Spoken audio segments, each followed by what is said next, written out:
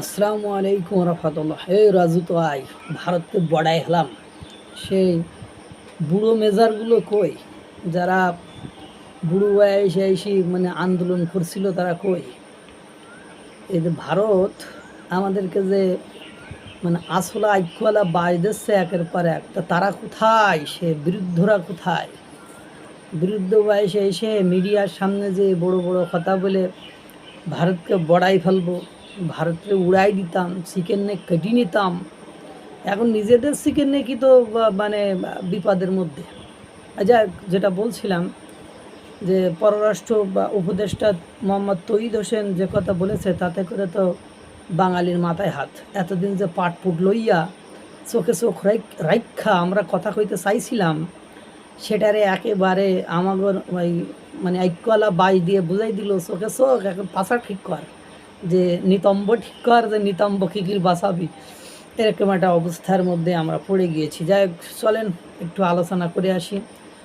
জনগণের আবেগের মূল্য দিতে গিয়ে প্রতিবেশীর সাথে ঝামেলা লাগাবেন।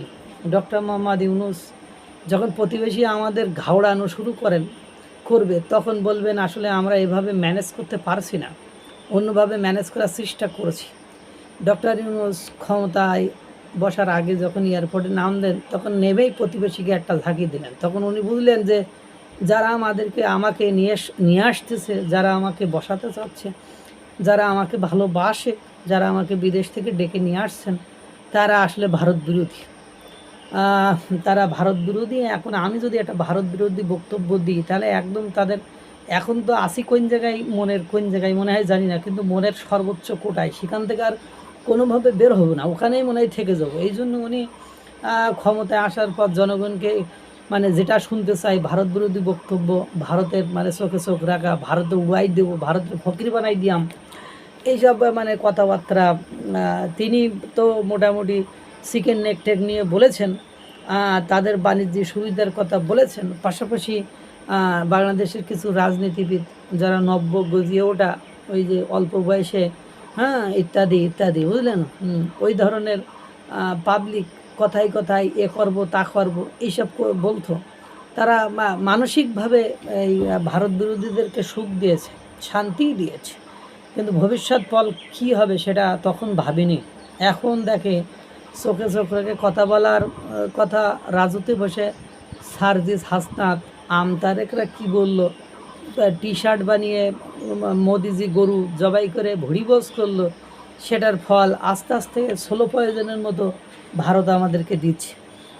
পররাষ্ট্র উপদেষ্টা মোহাম্মদ তৌহিদ হোসেন গতকালকে বললেন ভারত থেকে জোর করে বাংলাদেশে পুশিন করা হচ্ছে। অবশ্য এটা জোর করে বলা যাবে না, কারণ উনি আবার পরবর্তীতে বলেছেন যে আমরা ওরা যে অভিযোগগুলো নিয়ে এসেছে যে অনেক বাংলাদেশের লোক অভিবাসী হয়ে সে দেশে গিয়েছে, সে দেশে অবস্থান করেছে, আমরাও বিষয়টি খতিয়ে দেখেছি, এটা সত্য কথা।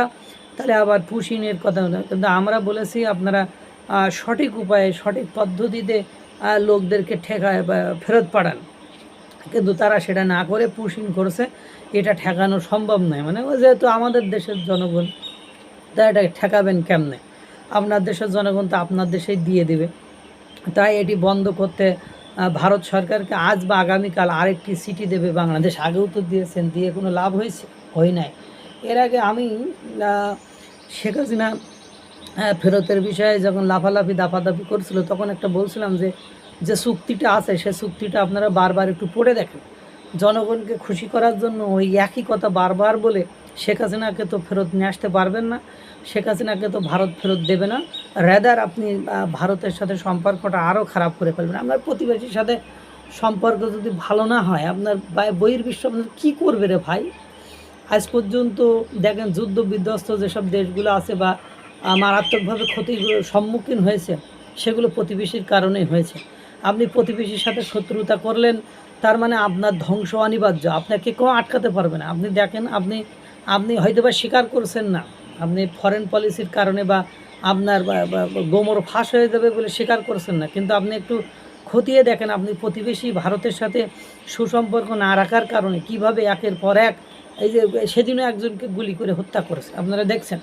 বিএসএফ গুলি করে হত্যা করেছে, একের পর এক কীভাবে সীমান্ত অস্থিরতা বিরাজ করেছে। এই যে ড্রোন বাংলাদেশে ঢুকে পড়তেছে, 4-5টা ড্রোন সেদিন ঢুকে পড়লো নজরদারিতে। তারপর রাফায়েল জেড নেট মানে যুদ্ধ অস্ত্র একেবারে শিলিগুড়ির অঞ্চল থেকে সীমান্তবর্তী অঞ্চলে আমাদের দিকে তাক করে রেখেছে। এনি টাইম এনি হোয়ার দেখা যায়। কালকে দেখলাম কলিমুদ্দিন নাকি ডক্টর কলিমুদ্দিন নাকি একজন বলছে, যখন বোম পড়বে তখন বুঝবেন যে বাংলাদেশের মানুষের ঘুম ভাঙবে।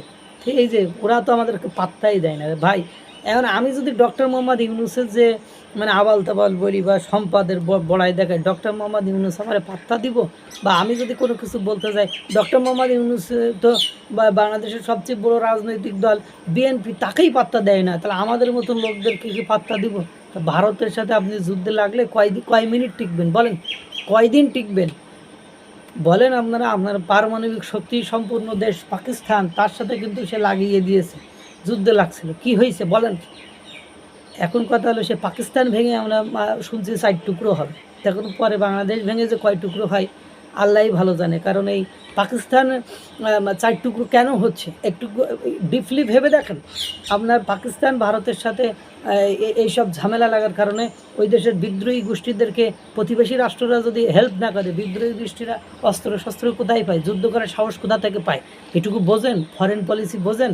জিও পলিটিক্স বোঝেন? বুঝলে ভালো। আমরা তো কিছু বুঝি না, শুধু বকবক করে দেয়।